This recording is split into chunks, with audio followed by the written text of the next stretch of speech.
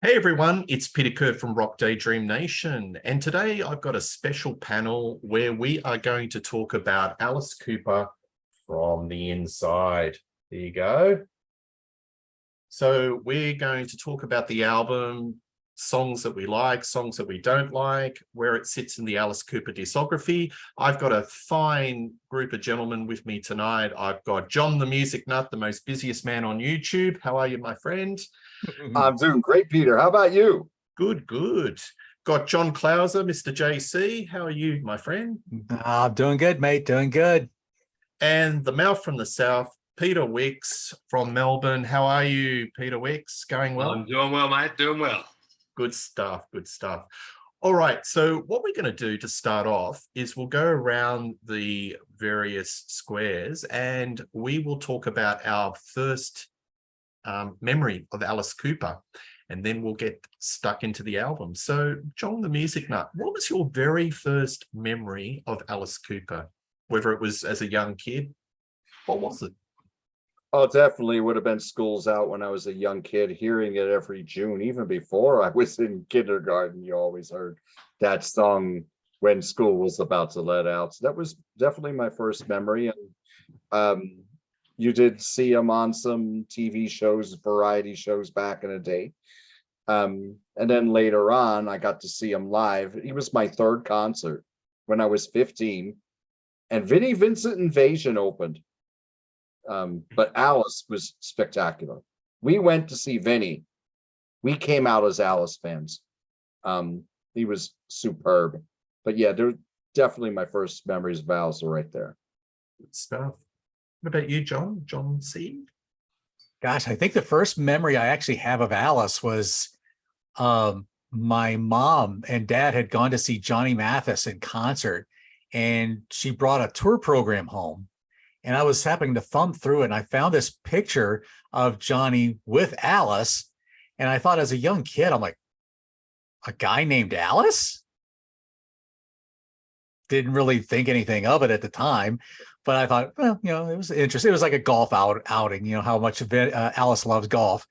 So I think musically, I don't know if I don't know the first time musically. I don't know if it was like in the 70s or if it wasn't until I picked up, my cousin had the greatest hits album. So I borrowed it from him. And I think that was probably my first real introduction to his music. Very good. And Peter, what's your first memory of Alice Cooper? I honestly can't remember, but I think it would have been when I was a kid. I don't know how old I would have been, but the first I heard of Alice was probably "Welcome to My Nightmare." I don't know what song, whether it was the title track or whether it was Department of Youth, but that was the first album of Alice's that I heard, and that was it for me. I was hook, line, and sinker. I was in there. I think the first video time I actually saw what he looked like, other than the pictures on the album, was the film clip for Elected on some music show. That was the first time I actually saw him in action, if you like. So but definitely from when I was a wee lad. Yeah, absolutely. Well, my first memory of Alice Cooper was probably "Welcome to My Nightmare." And Pete, I think we had a similar upbringing. We had very religious parents, didn't we? And anytime Alice would come on the TV, my mum goes, "Oh, that awful man," and turn the channel.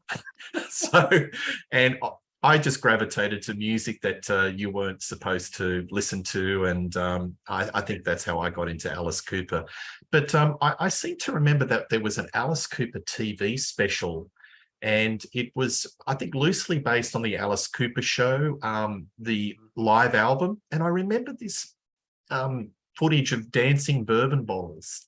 It's weird. It's a weird memory because it was a very theatrical show. But that's probably my earliest memory of Alice Cooper. But yeah, I just think he was a little bit dangerous, a bit naughty, and my parents didn't like him. And therefore, I had to explore the catalogue. So what was it you said was dancing? Dancing bourbon bottles. Bourbon bottles? Yeah, so a person dressed up as a bourbon bottle or a Jack Daniel's bottle. Wow. Yeah. Anyway, there you go. Or Metallica or Alcoholica. Something like that. Something like that. Yeah. All right. So let's do a bit of a dive in this album. So this came out in 1978. It's actually classified as his fourth solo album, produced by David Foster. And you basically had the Elton John band backing him up. Bernie Taupin was the songwriter, helping him put the songs together. This was based on his experiences in a sanitarium in New York City, where Alice went in for recovering from alcoholism. So he had some substance abuse issues prior to this. So what we'll do is we'll go one at a time, pick a song, put a spotlight on it, whether you like it or whether you don't, and we'll take it from there. So John, what's the first song that you want to spotlight on this album? Well, I'm going to go with the single, How You Gonna See Me Now, which was the only really big hit on this album. It went to number 12. Now, at this point in Alice's career, they were always putting out the ballad as the single because he had a knack for it. And it started with Only Women Bleed from Welcome to My Nightmare. And then it went into, let me think, I'll Never Cry from Goes to Hell, You and Me from Lace and Whiskey, and How You Gonna See Me Now. Now, I Never Cry, You and Me, they were always a little on the sappy side to me. But this song really works well in the context of the album, because when you're an addict and then you recover, you're not the same person. And the people closest to you are going to be relating to a different person, and they're not going to treat you the same because you're not that person anymore. I studied drug and alcohol counseling. And this is something that we really talked about a lot, how you're not that same person. How the rest of your family going to react? Because up until then, your life is based, you're living with the addict and you're being a little careful about the addict because you don't know how the addict's going to be sometimes. Now, the addict is no longer that. He's clean and so he or she is clean and sober. How to react? How does the spouse act? How do the children act around them? Because the addict, the once addict, can now be lonely in this position because you don't know your family isn't acting the same way towards you. Your friends aren't acting the same way towards you. This song, when you listen to the lyrics, is very real to Alice. How are you going to see me now? It's very real for something that an addict goes through. So when I listen to this and I think about my life, it makes a lot of sense into what he's going through during this album. And I think it's a very strong track. And it's something that I think that anyone's in that position who went from being an addict to being clean should listen to. Well said. Well said. Thank you. And look, I guess as we go into deeper in the show, I'll get some opinions about this, but Alice does really good balladry. And this is up there with, Only Women Bleed, in my opinion. Maybe I'm letting the cat out of the bag, but it's a really stellar ballad. And the tonality of his voice is just wonderful. Well said, mate. Well said. Thank you. Okay. JC, what have you got? Well, for me, so my approach to this is, goes back to my first memories of this record. When I first got this album, I was in high school. So the girl I was dating at the time had a lot of medical issues. She was in the hospital a lot most of her life until she passed away like a few years after we had started dating. So so when she had listened to this album, she really connected with this because being in the hospital, maybe not so much a sanitarium kind of thing, but in the hospital, I'm sure she probably saw a Jackknife Johnny, a Million Billy, the priest in Nurse Rosetta, and all the different characters.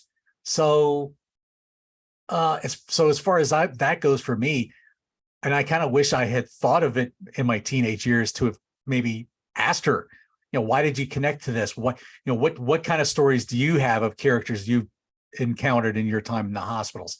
So that's why this album is kind of a personal one for me. So gosh, what song would I talk about? There's a lot of them I could talk about. To me, I don't know, Millie and Billy.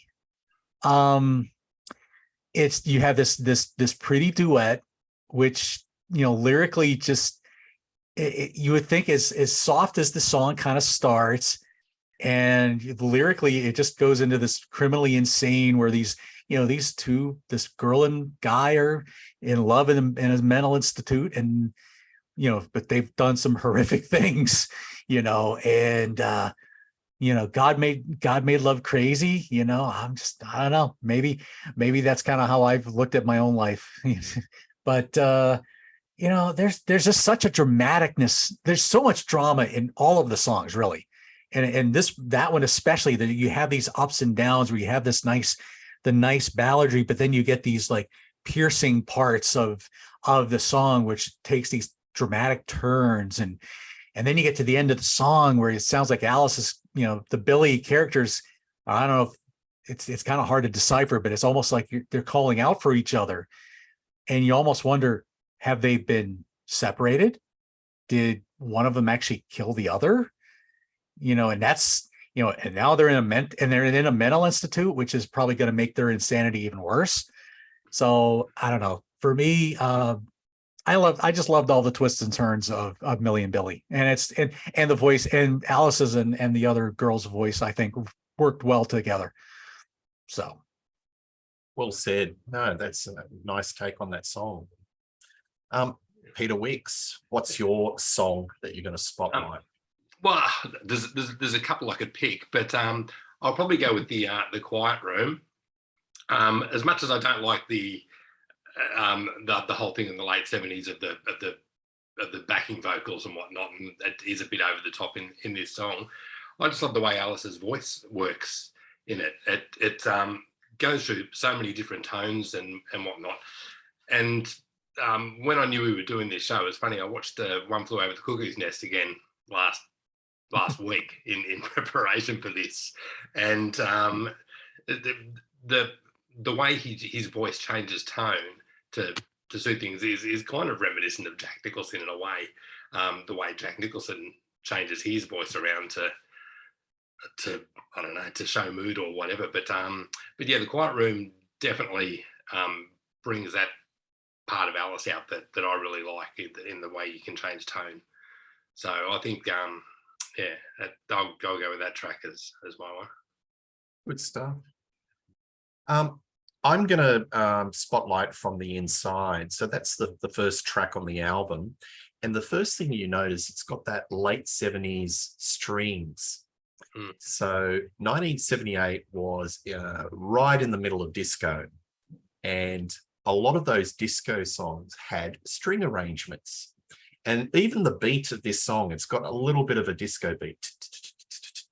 You hear the backup singers.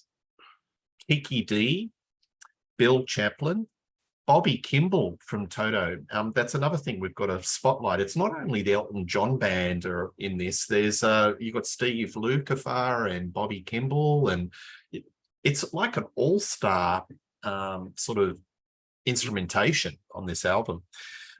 Davy Johnson's guitars, I love that sort of harp, the wonderful tonality. It's got that Brian May feel of it, where it's double tracking, triple tracking.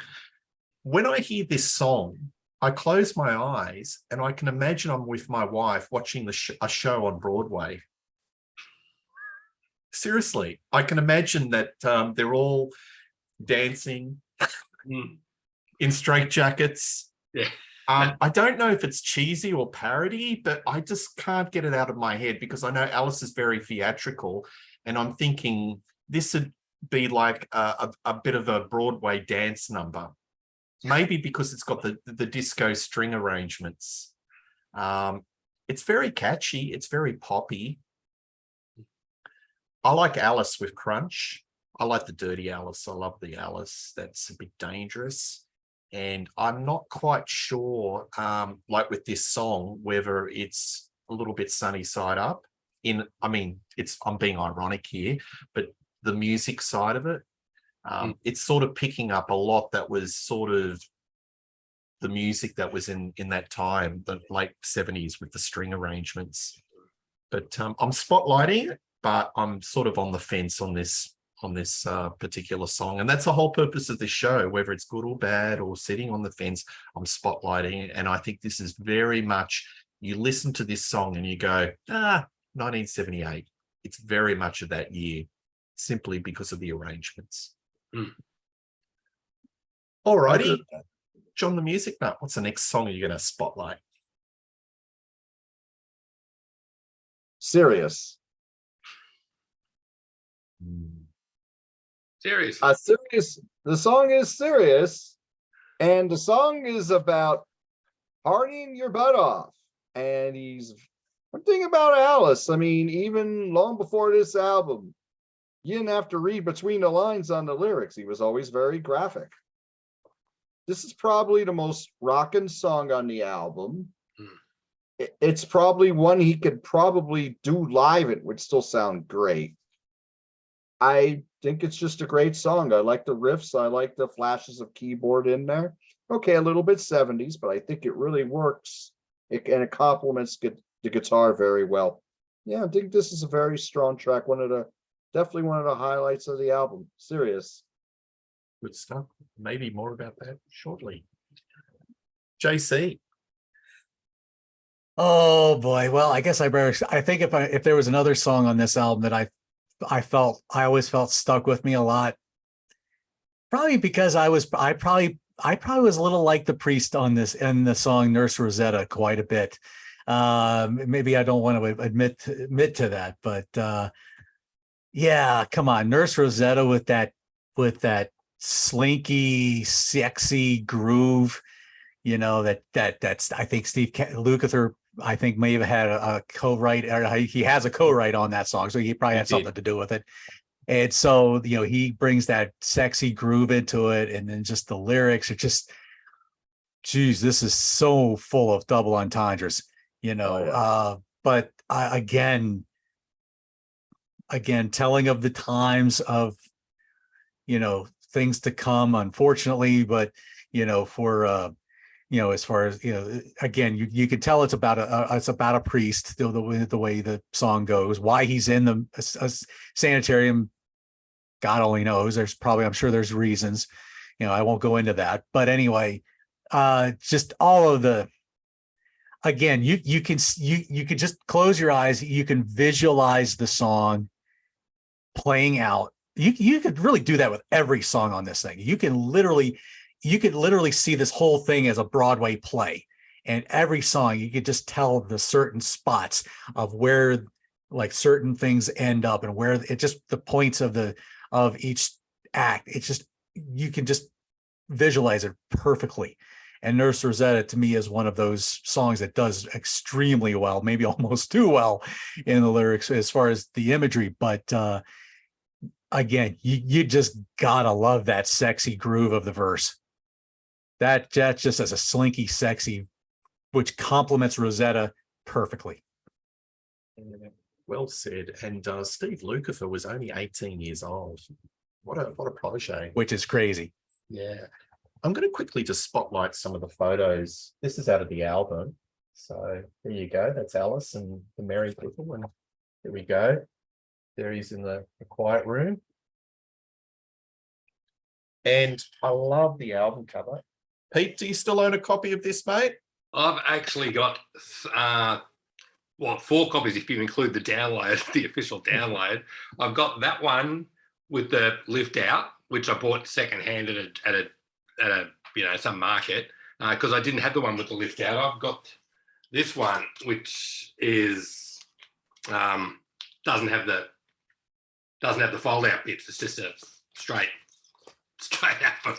So I've got 2 on vinyl, 1 on CD. I've got it on CD and the official download. And when I was a kid, I had it on cassette as well, but I don't have that anymore. So how many copies is that?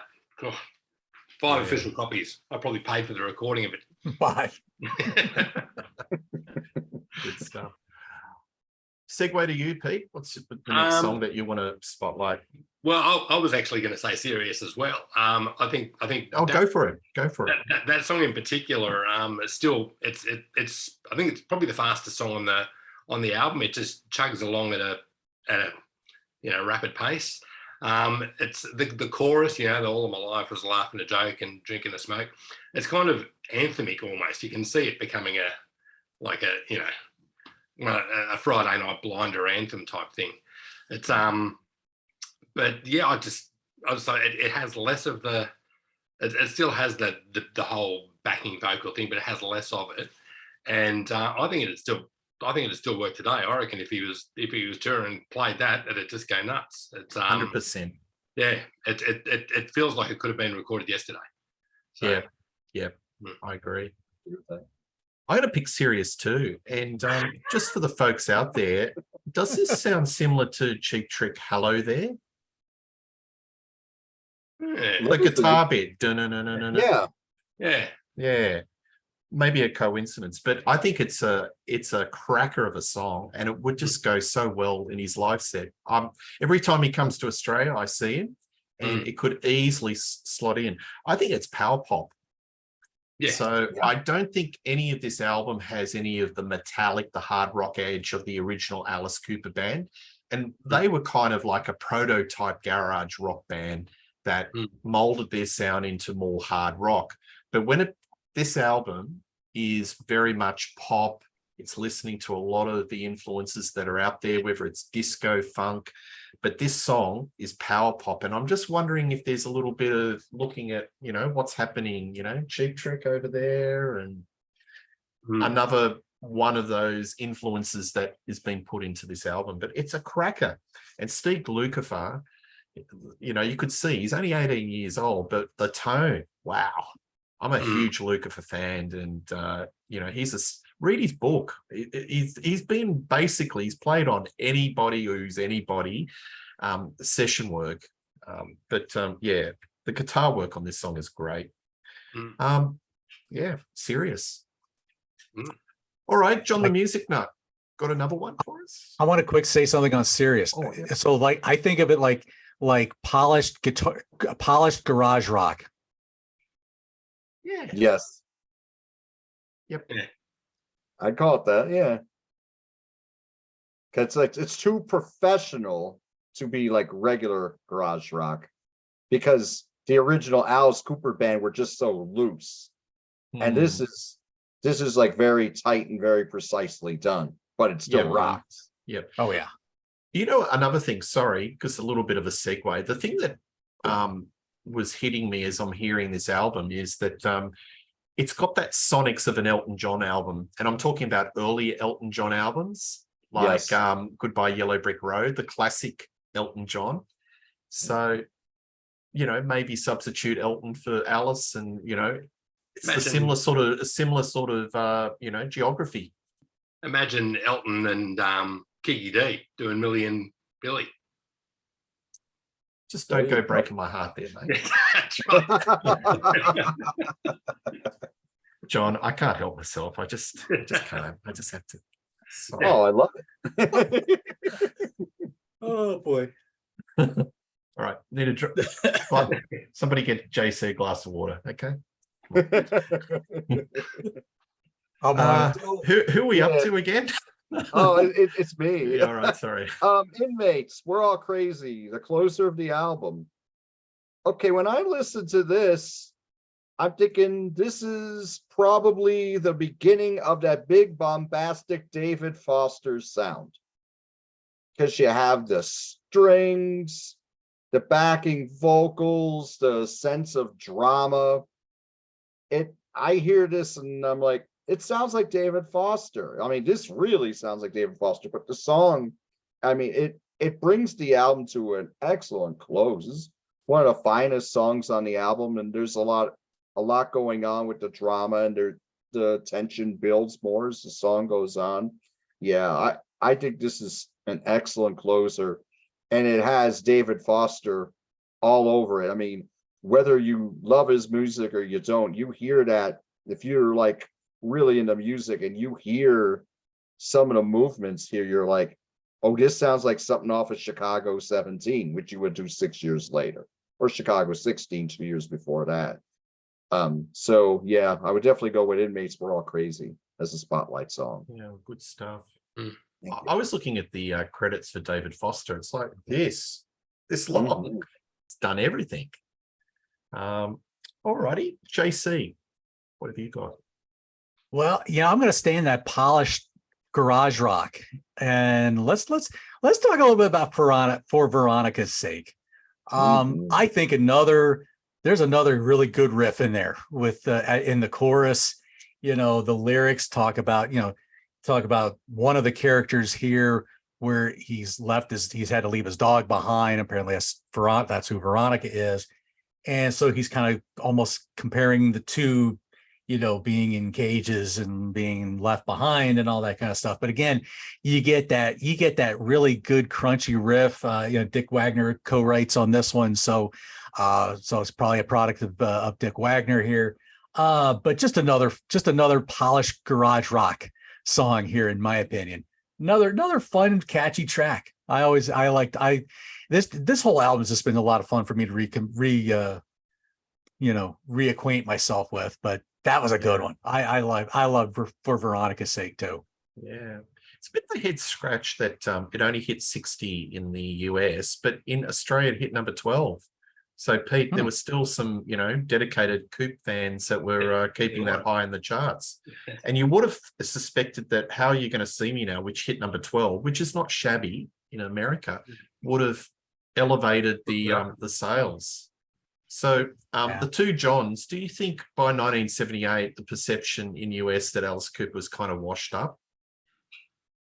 Yes, he was more known for being Alice the star than he was Alice the musician at this point. I believe at this point you'd see him on the Muppet Show, you'd see him on Hollywood Squares. He was more known for being like a big star. And in that era, you had it was like the height of the variety show era, and the talk shows were getting, daytime talk shows in particular, were getting really big. At this point, he was just becoming more of the character, he wasn't a dangerous character at this point. Now he was like a lovable character. Yeah. And that may have not worked out for him. If he was still dangerous, he may have, you know, the rebellious youth that were propping up the sales of Schools Out and $1 Billion Babies would have purchased more of these albums deeper into the career. And then every single for first single for 4 albums in a row was a ballad. Yeah. I haven't checked the gold or platinum accreditation of this album, but I wouldn't imagine it's too flash. But it's a bit of a head scratch because it's a lot stronger than some of the material that he was doing in this era. So yes, and you got to remember, this is the last album before the blackout period. The blackout period, whatever they call that, you know, when he starts going into Dodds and Flush the Fashion and Zipper Catches Skin and all those, you know, all those really, when he really starts going off into different directions. So and hardly anybody's talking about those albums really. So, you know, but the relapse period. The relapse of it. I find it fascinating, those blackout albums. I find a lot of it really interesting, creative, brave. And when he says that he doesn't remember a thing, I find that fascinating, that out of a period where he was had so many problems with substance abuse, some great art can come out of it. I know there's a lot of people don't like it, but I do. I think it's really interesting stuff. And to me, I find it more interesting than his comeback, like with Trash. Which to me is kind of really watered down and muted. So, that whole clones thing sounded very like Gary Newman-ish at the time. Remember the song? It's Flush the Fashion. It's very much influenced by that stuff. Nothing like polished garage rock or power pop or anything like the Alice Cooper band. It's something different. but he's artistically brave, and he's doing it, but albeit in a blackout period. How can you function in it's just, yeah, it's incredible. Well, I think he had contractual obligations, didn't he? And he just wanted to pump out some albums quick to get out of the contract or something. Well, whatever maybe. he did, there's some great art there, and folks, just visit it. It's if you want something different, do yourself a favor and check out those albums. You won't be disappointed, but it is different. Pete, what's your next song that you'd like to spotlight? Well, I was going to go with Veronica Say too, because I don't think there's enough songs written about dogs. But I'll go to Wish I Was Born in Beverly Hills, because that's another one of the tracks that I find just thumps along at a good pace. It's less ballady. It'd be interesting to know who it is he's actually singing about, because when he says he swears he couldn't drink half as much as she spills, Alice was notorious for being able to put quite a bit away. So yeah, I reckon it's that lady there. No, that sorry, that one. Sorry, I think it's the one there. that one. Yeah. Because I think she does have that bottle of vodka for breakfast look about it, doesn't she? because I think that's Millie and Billy here. So, so I think that would be my guess. Definitely. Yeah. So yeah, that's another one of those songs that just thuds along at a good fast pace. So if you're into less of the production and into more of the rock, then that's one of the tracks that you're going to gravitate to, I think. Yeah, absolutely. Gee, the budget on this album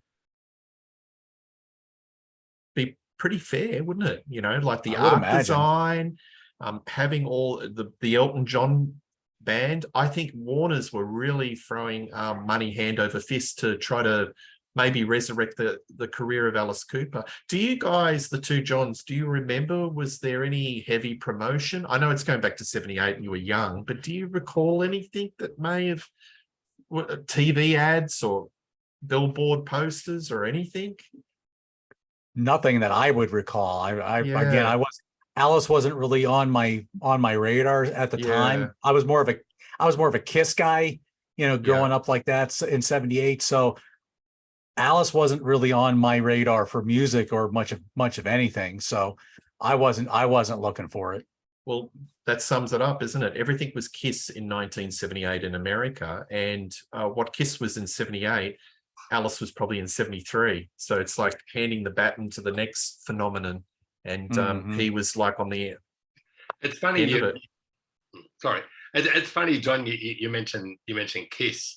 Behind you, you've got a poster of Blackie Lawless there, and I think Blackie Lawless once said that if Motley Crue were that generation's Kiss, then Wasp were that generation's Alice Cooper. So I would agree with that. Yeah. Yes. I think Alice has got some issues with some of his proteges, how they've ripped, or he says that they've ripped them off. But I think he's got some different views. Marilyn Manson comes to mind. Yeah, well, or 1 degree of separation. There's always 1 degree of separation. I'm going to spotlight Wish I Was Born in Beverly Hills too, simply because I love the guitar work. I love the symphonic, Queen-like twin guitars of Dick Wagner and Davy Johnston. To me, it screams 70s guitar AM radio, and I love it. And I'm a sucker for twin guitars. God, Thin Lizzy and all those bands, but that's a sweet spot. And again, it sounds like the Elton John of the 73, 74 period, where he does his rockers, Saturday Night's All Right for Fighting, all that sort of stuff. But I love it. All right, folks. Well, I think we've covered all the songs in Spotlight. Maybe we'll go around the grounds and just give our final thoughts on the album, whether we like it, whether we don't. So, John the Music Nut, what's your final thoughts on From the Inside? I like this album a lot. It's not one of my favorite albums by Alice, but I think he really stayed true to the concept here. So, like, when I was talking about How You're Gonna See Me Now, like he's talking about all the different characters that he was meeting in the asylum. And that's similar to the things he was singing about with the original Alice Cooper band. It doesn't rock quite as hard, I think it works really well as a piece. Separate songs, I don't think, I mean, there are some stunners on here, which we talked about, but I don't, I think that it has to be heard in as a piece, as a whole, rather than separate songs. Another thing I would be interested in is, what if Bob Ezrin produced this? Can you It had imagine more how choirs. he'd have more choirs, there'd be more strings, and I think some of the songs would have been more developed because Bob was really instrumental in getting the most out of a song. And I think there's all the songs here are good, but I think if he had worked on this, he would have worked more with Alice and Dick Wagner, and Dick Wagner was like his right-hand man. I think they could have put a little more punch into some of these tracks, as much as I do love the ones that I mentioned and love the title song as well. So I give it a 7.5. So I mean, I still think it's quite a good album, and it definitely, I would definitely put this over Go to Hell and Alice Cooper Goes to Hell and Lace and Whiskey, certainly, and I would put this over Constrictor and Trash as well, because I mean, because Constrictor was done with a drum machine, and there's only a few really good songs on it if you get right down to it. And Trash was a little better, but you close your eyes and outside Alice's voice, you could put that music with any band, for a lot of the other bands from that era. It sounds, a lot of it sounds interchangeable. So yeah, I would say this is a fine album, 7.5. But I'm still a bigger fan of those early great albums that he did with the original Alice Cooper group. Said. Thank you. JC. All right. Well, maybe I should take on the role of Jackknife Johnny, since he was the only one we didn't talk about. No, I'll give this. I'm going to give this a solid 8, because this just takes me back to when I first heard the album, and it's just been so much fun to listen to it again, and just kind of going into the whole depth of the mental health aspect, which there's a lot of different characters that he sings about in this, and and that's something that has been really going through my own mind, just in general. So just in that exercise, it's been good for me. So I'm going to give it at least a solid 8. Probably need to go higher, and I probably need to dig into more of Alice's stuff. I've never listened to the blackout period aside from a couple songs, so I need to do some more exploring with Alice's catalog. And probably pretty much anything past Last Temptation, really, because I don't really know much of anything up until Welcome to My Nightmare 2, and even then, those couple albums after that I've only heard once or twice. So yeah, okay, thank you. And Peter. This album's got everything that I despise about music in that era, with the overblown backing vocals and the symphonics and all that sort of stuff. But it works. In this case, it actually works. I'd give it a 7. It's an album I still listen to, not all the time, but on a reasonably regular basis. Like the others, I don't think it rates as high as Welcome to My Nightmare or School's Out, but definitely better than Trash and Last Temptation and Constrictor and those albums. I definitely rank it higher than those in Alice's catalogue. But I think it's a fantastic album. And like I said, there's all those things that I don't like, but it still hits the spot for me. So yeah. Good stuff. Well, I'm going to give this a 7 as well. I think this is like an album that it reminds me of a cast recording from a Broadway show. It still, to me, seems conceptually like a Broadway show that hasn't been done, but I can close my eyes and visualize all these little song and dance sort of routines and just sort of think that, it's very theatrical on Broadway. I would prefer it had a little bit more crunch, a bit more grit, but there's enough melody and enough smarts in the album that I can sort of forgive some of the cheese and take it for what it is. And I appreciate it's a very artistically brave endeavor. And I like that he's tried something different out of a very traumatic experience for him. And, you know, sometimes the worst pieces of your life, if you create art out of it and can share it with other people, then all power to you. And it's a very important part of their catalog, and probably needs to have more of a spotlight. And I'm so grateful that we've got these fine gentlemen on the show to share a bit of love with this album. So I give it a 7. And yeah, viewers, listen to it and tell us what you think. Well done, folks. Well done, gents. John the Music Nut, you can see him on virtually every channel. No, I'm only joking, mate. My Music Corner, Grant's Rock Warehouse, The Contrarians, and this wonderful show. John Clauser, My Music Corner, one of my favorite shows on YouTube. Please give him some love. And Peter Wicks, WikiLeaks, my friend, buddy from Melbourne. Check out his website. But please like and subscribe to this little channel called My Music. Please like and subscribe to this channel called Rock Daydream Nation, and tell us your comments about this album and Alice Cooper and anything in general. But one thing's for sure, you'll get this group of men back on the show very soon. Cheers. Cheers. Cheers.